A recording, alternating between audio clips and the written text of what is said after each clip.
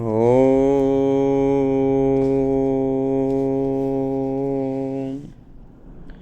ओम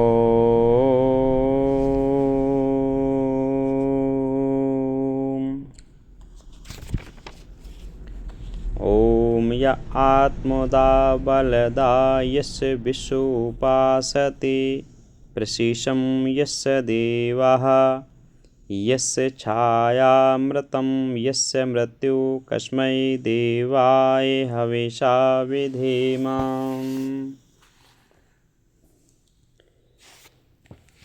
जो आत्मा का ज्ञानदा बल बुद्धिदा आराध्य है, जिसकी शरण मोक्षदा मेधावियों को मान्य है, जो विमुख उसकी भक्ति से करते नर आराधना, वह दुख उठाते कठिनतम जीवन उन्हें झंझट घना।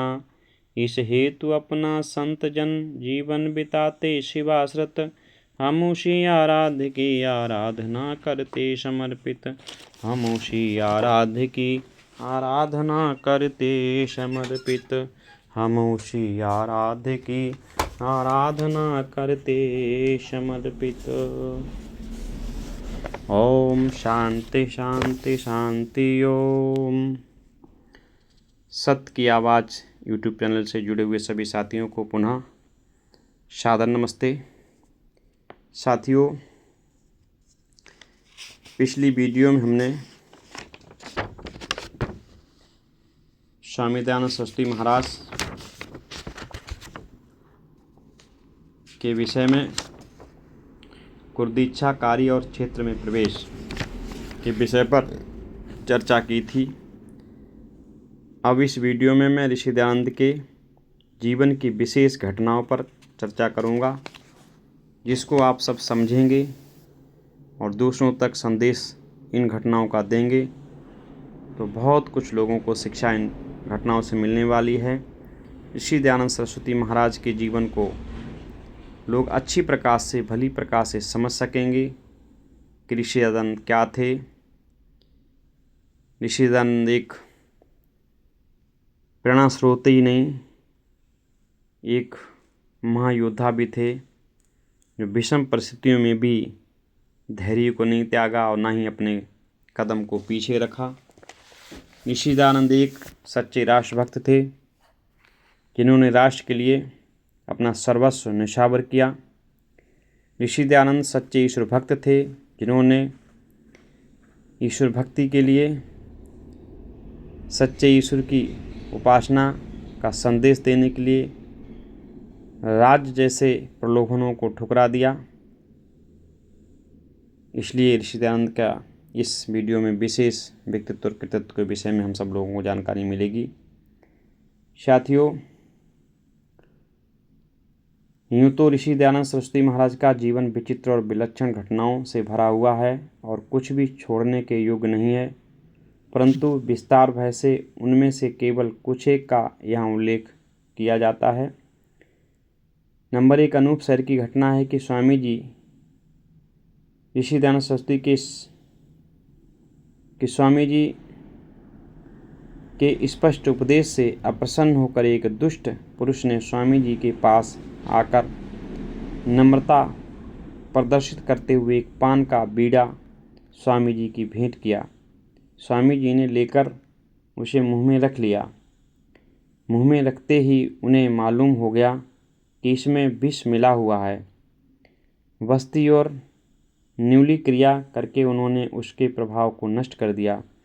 जब वह हाल वहाँ के मजिस्ट्रेट सैयद महमूद को मालूम हुआ तो उसने उस दुष्ट व्यक्ति को पकड़कर हवालात में रख लिया, और जब वह स्वयं स्वामी जी के पास अपनी कारगुजारी प्रकट करने आया तो स्वामी जी ने प्रसन्नता प्रकट करके उसे छुड़वा दिया और कहा कि मैं दुनिया को कैद करने नहीं किंतु कैद से छुड़ाने आया हूँ। भाइयों, स्वामी जी महाराज पान का सेवन नहीं करते थे। पान के वो आदी नहीं थे, परंतु जब बोलते बोलते उनका गला रुंध जाता था, क्योंकि उनके कार्यक्रम लंबे हुआ करते थे, महीनों कार्यक्रम निरंतर हुआ करते थे। उस समय साउंड आदि विशेष व्यवस्था नहीं थी, तो उस समय बोलने पर जोर पड़ता था और स्वामी जी तेज बोला करते थे। साउंड जैसी आवाज़ उनकी गूंजती थी, इसलिए उनका गला पड़ जाता था, तो गले को खोलने के लिए वो पान कभी कभी सेवन कर लेते थे और इसी का लोगों ने लाभ उठाते हुए कई बार उनको पानों में विष देने की कोशिश की। आइए हम अपने विषय को चलते हैं। जब स्वामी जी कर्णवास में थे तो अनूप शहर का एक अच्छा संस्कृतज्ञ विद्वान पंडित हीरा वल्लभ कतिपय अपने साथियों के साथ साक्षात के लिए स्वामी जी के पास आया।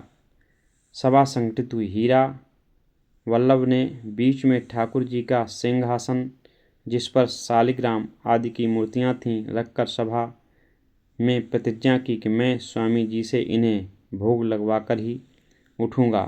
6 दिन तक बराबर धारा प्रवाह संस्कृत में शास्त्रार्थ होता रहा। 7वें दिन हीरा वल्लभ ने सभा में प्रकट कर दिया कि जो कुछ स्वामी जी कहते हैं वही ठीक है, और सिंहासन से मूर्तियों को उठाकर गंगा में प्रवाहित करके सिंहासन पर वेद की स्थापना की। नंबर 3, कर्णवास ही की एक दूसरी घटना है। एक दिन स्वामी जी गंगा तट पर उपदेश कर रहे थे। बरेली के राव कर्ण सिंह अपने कुछ हथियारबंद साथियों सहित वहां आए और बातचीत करते करते ही बड़े क्रोध में आकर उन्होंने तलवार खींचकर स्वामी जी पर आक्रमण किया। स्वामी जी ने तलवार छीनकर 2 टुकड़े कर दिए और राव को पकड़ कर कहा कि मैं तुम्हारे साथ इस समय वही सलूक कर सकता हूँ जो कि आताताई के साथ किया जा सकता है, परंतु मैं सन्यासी हूँ इसलिए छोड़ता हूँ। जाओ, ईश्वर तुम्हें सुमत दे। नंबर 4, प्रयाग की एक घटना है कि एक दिन स्वामी जी सभा में विराजमान थे। पंडित सुंदरलाल जी आदि कतिपय सभ्य पुरुष भी उपस्थित थे। स्वामी जी एकाएक हंस पड़े। कारण पूछने पर बतलाया कि एक पुरुष मेरे पास आ रहा है, उसके आने पर एक कौतूहल दिखाई देगा। थोड़ी देर के बाद एक व्यक्ति स्वामी जी के लिए कुछ मिठाइयाँ लाकर कहने लगा कि महाराज इसमें कुछ भोग लगावें। स्वामी जी ने थोड़ी सी मिठाई उठाकर लाने वाले को ही दी कि इसे तुम खाओ, परंतु उसने मिठाई लेने और खाने से इनकार कर दिया। स्वामी जी इस पर हंस पड़े और पंडित सुंदरलाल जी आदि पुरुषों से कहा कि देखो, ये अपने पाप के कारण स्वयं कांप रहा है और लज्जित है, इसे पर्याप्त दंड मिल गया, अब और किसी दंड की जरूरत नहीं। ये ही थी दयानंद की दयालुता। एक दिन बरेली में स्वामी जी व्याख्यान दे रहे थे। नंबर 5वीं घटना है। एक दिन स्वामी जी बरेली में व्याख्यान दे रहे थे। व्याख्यान में नगर के गणमान्य पुरुष और बड़े बड़े राज कर्मचारी, कमिश्नर आदि सभी उपस्थित थे। व्याख्यान में ईसाई मत का खूब खंडन किया गया। दूसरे दिन वे व्याख्यान से पूर्व उनसे कहा गया कि आप इतना खंडन न करें, इससे उच्च कर्मचारी अप्रसन्न होंगे। दूसरे दिन का व्याख्यान प्रारंभ हुआ। व्याख्यान में कमिश्नर आदि सभी उच्च राज कर्मचारी उपस्थित थे। स्वामी जी ने गरज कर कहा, लोग कहते हैं कि असत्य का खंडन न कीजिए, इससे कमिश्नर अप्रसन्न होगा, कलेक्टर नाराज होगा, परंतु याद रहे, चाहे चक्रवर्ती राजा भी अप्रसन्न क्यों ना हो जाए, हम तो सत्य ही कहेंगे। इसी को कहते हैं सत्य पर अटल विश्वास। एक दिन कतिपय सज्जनों के साथ स्वामी जी महाराज उदयपुर में स्वामी जी भ्रमण करने जा रहे थे। मार्ग में कुछ बालक खेल रहे थे, उनमें एक बालिका भी थी। स्वामी जी ने उसे देखकर सिर झुका दिया। पूछने पर प्रकट किया कि यह मातृशक्ति है जिसने हम सबको जन्म दिया है। इस प्रकार सम्मान का भाव जब स्त्री जाति के प्रति हो तब कोई जाति असभ्य कही जा सकती है? नहीं। उदयपुर की एक दूसरी घटना है। एक दिन स्वामी जी ने भी महाराणा सज्जन सिंह की उदयपुर नरेश को मनुस्मृति का पाठ पढ़ाते हुए कहा कि यदि कोई अधिकारी धर्मपूर्वक आज्ञा दे तभी उसका पालन करना चाहिए, अधर्म की बात ना माननी चाहिए। इस पर सरदारगढ़ के ठाकुर मोहन सिंह जी ने कहा कि महाराणा हमारे राजा हैं, यदि इनकी कोई बात हम अधर्म युक्त बतलाकर न माने तो ये हमारा राज ही छीन लेंगे। इस पर स्वामी जी ने कहा कि धर्महीन हो जाने से और अधर्म के काम करके अन्न खाने से तो भीख मांगकर पेट का पालन करना अच्छा होगा। एक तीसरी घटना उदयपुर की और भी है। एक दिन एकांत में स्वामी जी ने महाराणा से कहा कि महाराज, आप मूर्ति पूजा का खंडन छोड़ दें। यदि आप इसे स्वीकार कर लें तो एक लिंग महादेव के मंदिर की गद्दी, जिससे लाखों रुपए की जायदाद लगी हुई है, आपकी होगी और सारे राज्य के गुरु माने जाएंगे। स्वामी जी ने उत्तर दिया, आपके सारे राज्य से मैं एक दौड़ लगाकर बाहर जा सकता हूँ, फिर मैं किस प्रकार इस तुच्छ प्रलोभन में आकर ईश्वर की आज्ञा को भंग करूँ। यह है सच्चा त्याग। जोधपुर के वैश्या के षड्यंत्र में फंसकर लालाजी जगन्नाथ ने स्वामी जी का विश्वास पात्र पाचक होते हुए भी स्वामी जी को बारीक पिसा हुआ कांच दूध में मिलाकर पिला दिया।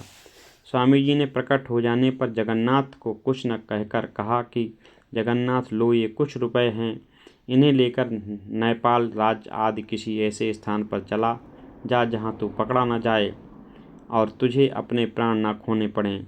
आहा, इस दया और उदारता का कुछ ठिकाना है जो अपने घातक को भी पीड़ित नहीं देखना चाहते थे। पंडित गुरुदत्त विद्यार्थी एम.ए. साइंस के उच्च कोटि के विद्वान थे। स्वामी जी से अगाध प्रेम रखते थे, परंतु दुर्भाग्य से उन्हें ईश्वर की सत्ता में विश्वास न था। स्वामी जी ने अनेक बार उनको समझाया। अंत में गुरुदत्त ने कहा, महाराज, मैं आपके तर्कों का खंडन नहीं कर सकता, आपके प्रमाणों का भी प्रतिवाद नहीं कर सकता, परंतु क्या कहूँ, अभी तक मेरे अंतरात्मा ने स्वीकार नहीं किया है कि ईश्वर कोई सत्ता है। बात यहीं तक रह गई।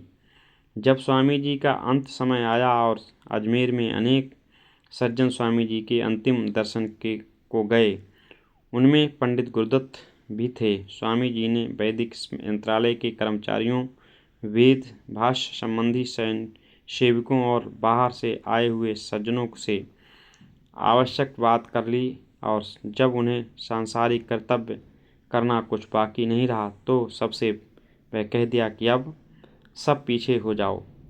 सब पीछे चले गए, परंतु पंडित गुरुदत्त एक कोने में छिपकर इस प्रकार खड़े हो गए कि उनको तो स्वामी जी न देख सकें, परंतु ये उनकी अंतिम घटना को देख सके। स्वामी जी मृत्यु शैया पर बैठ जाते हैं और कुछ प्राणायाम करते हैं, फिर कुछ वेद मंत्रों का उच्चारण करते हैं। मंत्रोच्चारण करते करते एक साथ उनके मुखड़े पर मुस्कुराहट आई। बस ये मुस्कुराहट क्या थी, मानो एक समस्या थी जो पंडित गुरुदत्त के सन्मुख उपस्थित हो गई। पंडित गुरुदत्त सोचता है कि कोढ़ से जिसका सारा शरीर गल रहा हो, जिसे किसी प्रकार का सुख नहीं हो और जो जेल खाने की कैद में भी हो, पूछा जाए कि इन सारी आपत्तियों और कष्टों से छूटने के लिए क्या मरना चाहते हो, तो मरने का नाम सुनकर वह भी कानों पर हाथ रखता है, परंतु इतनी भयावनी है, मृत्यु इतनी भयावनी है। वही मृत्यु इस महान पुरुष के सन्मुख उपस्थित है, परंतु ये इस प्रकार मुस्कुरा रहा है मानो किसी बिछुड़े हुए से मिलाप हो गया है। स्वामी जी की यही मुस्कुराहट क्या थी, मानो एक विद्युत थी जो पंडित गुरुदत्त के हृदय में जाकर और उसमें जो कुछ नास्तिकता का कूड़ा करकट जमा हो रहा था उसको भस्म कर दिया। अब पंडित गुरुदत्त उच्च श्रेणी का आस्तिक है। महान पुरुषों का जीवन ही नहीं किंतु मृत्यु भी शिक्षाप्रद होती है। साथियों, स्वामी जी का जीवन विविधताओं से भरा हुआ रहा है। स्वामी जी का जीवन अनेक संकटों से जूझा हुआ रहा है।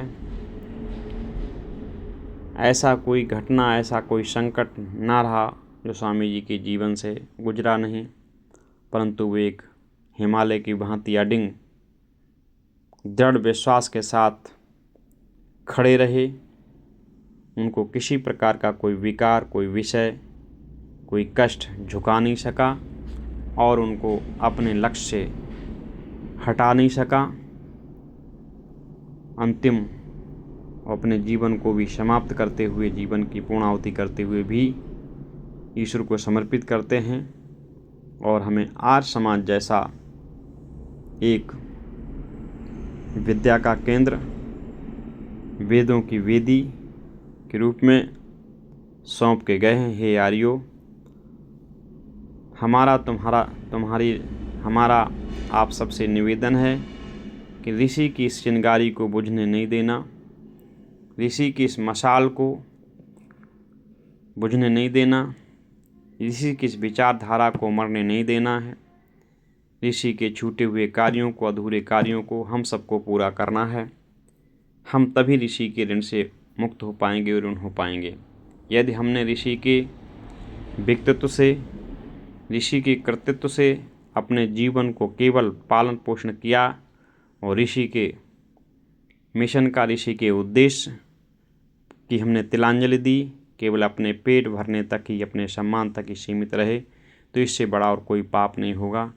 इसलिए हम सबसे निवेदन करते हैं, ऋषि के उद्देश्य को आगे बढ़ाइए, निर्भीकता के साथ आगे बढ़िए। इन पाखंडियों को, इन विरोधियों को, इन विधर्मियों को, इन चाटुकारों को, इन जो है परजीवियों को पछाड़िए, धिक्कारिए और इनको शास्त्रार्थ को में ललकारिए, जिससे पुनः ये विश्व का गुरु, ये भारत आर्यव्रत के रूप में जाना जा सके और पुनः वेदों का डंका सारे विश्व में बजे, सारा विश्व इसे पुनः गुरु, विश्व गुरु समझे और हमारे यहाँ विद्या पढ़ने के लिए, विद्या पढ़ाने के लिए आए। साथ ही हम एक निवेदन और करेंगे कि आप अपने हृदय से यदि आर्यीकरण करना चाहते हैं तो अपने बच्चों को गुरुकुलों में भेजिए, गुरुकुलीय शिक्षा दिलाइए और अपने बच्चों को आर्य समाजों के साप्ताहिक सत्संग में अवश्य ले जाइए। आप अपने बच्चों को परिवार सहित आर्य समाज के उत्सवों में अवश्य उपस्थित हुआ करें, तभी आपका आर्यीकरण हो पाएगा। अपने घरों में दैनिक यज्ञ प्रारंभ कीजिए, दैनिक संध्या यज्ञ प्रारंभ कीजिए। हमारे कई आर्य राजा ऐसे रहे हैं जिन्होंने पूरे राष्ट्र की घोषणा की कि हमारे देश में कोई ऐसा नहीं है जो मांसाहारी हो, कोई ऐसा नहीं है जो शराबी हो, कोई ऐसा नहीं है जो व्यभिचारी हो, कोई ऐसा नहीं दुराचारी हो, कोई ऐसा नहीं है जिसके यहाँ दैनिक यज्ञ ना होता हो, संध्या उपासना ना करता हो। तो आज हम सारे देश की तो बात नहीं कह सकते, परंतु हम आर्यों को तो ऐसा निश्चित ही अपना जीवन बना लेना चाहिए, जिससे हम ये कह सकें कि हमारा कोई भी आर्य परिवार ऐसा नहीं जिसमें कोई मांसाहारी हो, जिसमें कोई मादकहारी हो, जिसमें कोई अन्य के अभक्ष्य पदार्थों का सेवन करने वाला हो। ऐसा कोई नहीं। हमारे यहाँ आर्यों, संपूर्ण आर्यों में कोई भी व्यक्ति ऐसा नहीं हो जो संध्या न करता हो। ऐसा कोई परिवार घर नहीं जो दैनिक यज्ञ न करता हो। हमारे सभी आर्य परिवारों में दैनिक संध्या उपासना होती है। कोई भी आर्य परिवार मूर्ति पूजक नहीं है। किसी आर्य परिवार का बच्चा दुर्गुणी दुर्व्यसनी नहीं है। तो हमें अपना आदर्श संभालना चाहिए। आर्य माने श्रेष्ठ है। हम अपने बच्चों को भी श्रेष्ठ बनाएं, अपने परिवार को भी श्रेष्ठ बनाएं और हम ऋषि दयानंद के पूर्ण तरीके से अनुगामी बने, उनके पक्षिणों पे चलें, उनके बताए हुए रास्ते पे चलें। तभी जाकर के हमारा कर्तव्य पूर्ण होगा, तभी हम ऋषि के ऋण से उन्नत हो सकेंगे। आज की वीडियो, आज की वार्ता यहीं पर समाप्त करता हूँ, यहीं पर पूर्ण विराम करता हूँ, अपनी वाणी को विराम देता हूँ। इति ओम सम। अब अगली वीडियो में मिलेंगे हम। तब तक ले सभी साथियों को नमस्ते, नमस्ते, नमस्ते।